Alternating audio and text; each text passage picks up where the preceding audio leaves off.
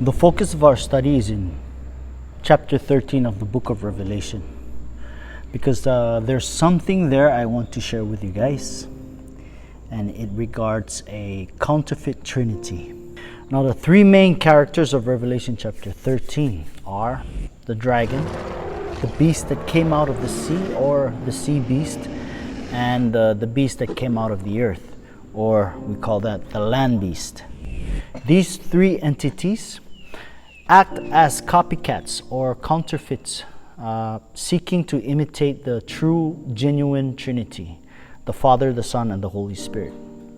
Look at how the dragon treated the sea beast and see if you can identify whom among the true Trinity is the dragon in Revelation 13 trying to imitate, counterfeit.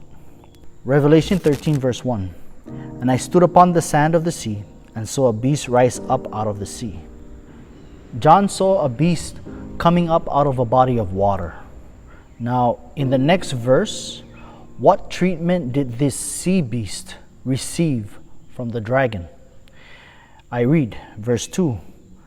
The dragon gave him his power and his seat and great authority. Now, whom among the true Trinity the dragon seeks to copy? In Matthew 28 verse 18, God the Father gave Jesus all power in heaven and in earth. And in Luke chapter 1 verse 32, the Father gave Jesus a throne. And in Revelation chapter 3 verse 21, Jesus is seen as sitting on the throne of the Father. Now, in John chapter 5 verse 27, God the Father committed all judgment and authority to Jesus. God the Father gave Jesus his power, his seat, and authority. So the dragon in Revelation chapter 13 verse 2 is imitating God the Father by giving the sea beast his power, his seat, and great authority. On the other hand, the sea beast, act as God the Son in receiving power, a seat, and great authority from the dragon, his father. The dragon is the symbol of whom? In Revelation chapter 12 verse 9, the Bible interprets this symbol of the dragon to represent Satan. Now let me read it. And the great dragon was cast out, that old serpent, called the devil and Satan. The dragon or Satan is referred to as a father. There are other places in the Bible where Satan is referred to, or Satan is called a father. In John chapter 8, self-righteous church leaders who were seeking to murder Jesus called themselves sons of Abraham. But in verse 44, Jesus disagreed by saying, "You are of your father the devil, and the lust of your father you will do. He was a murderer from the beginning and abode not in the truth, because there is no truth in him. When he speaks a lie, he speaks of his own, for he is a liar and the father of it." As mentioned earlier, the sea beast seeks to imitate God the Son. There are actions of the sea beast that will help solidify this proposition. In the biblical narrative, there is the death and resurrection of Jesus. The sea beast acts in a similar way. Revelation 13 verse 3. And I saw one of his heads as it were wounded to death, and his deadly wound was healed. So the sea beast was wounded to death, but the wound was healed, meaning it came back to life. Here is the death and resurrection of this sea beast, an imitation of the death and resurrection of Jesus. There are other actions of the sea beast that imitates Jesus in this chapter, Revelation 13. But let's look at one more. Christ began his ministry in 27 AD at his baptism, when he rose up out of a body of water, the Jordan River. His ministry lasted for 3.5 years, ending in the middle of AD 31, when he was held captive and died by crucifixion. Identically, the sea beast began his ministry, his reign, with coming up out of a body of water. In verse 1, Revelation 13 verse 1. And then he reigned for 42 months, or for 3.5 years, according to Revelation 13 verse 7. Then he was taken captive and died by the sword, in verse 11. As the dragon or Satan seeks to imitate God the Father, the sea beast imitate God the Son, Jesus Christ. It is safe to say then that the sea beast is the Antichrist of the end times. For Antichrist means in the place of Christ. The sea beast seeks to take the place of Jesus Christ. The sea beast is the end times Antichrist. As there are 3 members that make up the Trinity, there are 3 members that make up this false Trinity in Revelation chapter 13. Verse 11 introduces the 3rd member of this counterfeit Trinity, who seeks to take the place of the 3rd member of the true Trinity, the Holy Spirit. And I beheld another beast coming up out of the earth, and he had 2 horns like a lamb, and he spake as a dragon.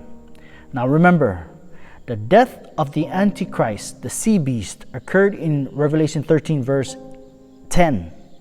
After the death of the Antichrist, another beast appears in verse 11. I want you to notice the sequence. After the death of the Antichrist or the sea beast, another beast steps in and takes over. Similarly, the end of the ministry of Jesus happened at his death. Then the dispensation of the Holy Spirit came after. Therefore, the beast that rose up out of the earth, or the land beast, imitates the Holy Spirit. This idea should be confirmed as you study further into this chapter. Here are some of the actions of the land beast that copies the work of the Holy Spirit. In verse 12, Revelation 13 verse 12, he causes the world to worship the sea beast or the Antichrist. It is the Holy Spirit that points sinners to Christ. It is the work of the Holy Spirit to glorify Jesus. That's in John chapter 16 verse 14. Now, the sea beast in verse 13, Revelation 13 verse 13, he performs miracles. The Holy Spirit performed miracles through Jesus. Read Matthew chapter 12 verse 22 down to 28. It was through the power of the Holy Spirit that Jesus was performing miracles, casting out demons, healings, and etc. The land beast marks the right hand and foreheads of those who worship the sea beast in Revelation 13 verse 16. Those who worship the true God are sealed on their forehead, according to Revelation chapter 7 verses 1, 2, and 3. Now in Ephesians chapter 4 verse 30, Paul tells us that it is the Spirit who seals God's people for the second coming. The idea that the land beast imitate the Holy Spirit is confirmed. The land beast seeks to take the place of the Holy Spirit, as the sea beast seeks to take the place of the Son of God, as the dragon seeks to take the place of the Father. So here you have it, the false Trinity, the counterfeit Trinity in Revelation chapter 13. Now we know that the dragon symbolizes Satan. But who or what does the symbols of the sea beast and the land beast represent? The sea beast who wants to imitate Jesus, and the land beast who seeks to imitate the Holy Spirit. What do these two symbols represent? Who do they represent? We will answer these questions in the videos ahead. But before we end this study, I would like to point out something. The receiving of the mark of the beast on the right hand and on the forehead echoes the command of Moses to Israel to bind the 10 commandments on their right hand and on their foreheads. In the book of Deuteronomy chapter 6 verse 8, you will see that command. But go to Deuteronomy chapter 5. there Moses repeats the 10 commandments to the Israelites, reminds them of how God came down on the Mount Sinai, and spoke the 10 commandments to his people. So after chapter 5, where the 10 commandments appear, chapter 6, Moses instructs the Israelites to bind the 10 commandments around their right hand and on their forehead. He was trying to tell them, guys, remember God's law. Now, we know that God, the Trinity, the genuine Trinity, they have they have a set of moral laws or rules, the moral law of God, the 10 commandments. Now, Revelation 13 saying that this counterfeit Trinity have a counterfeit set of 10 commandments? We will find out in the next video.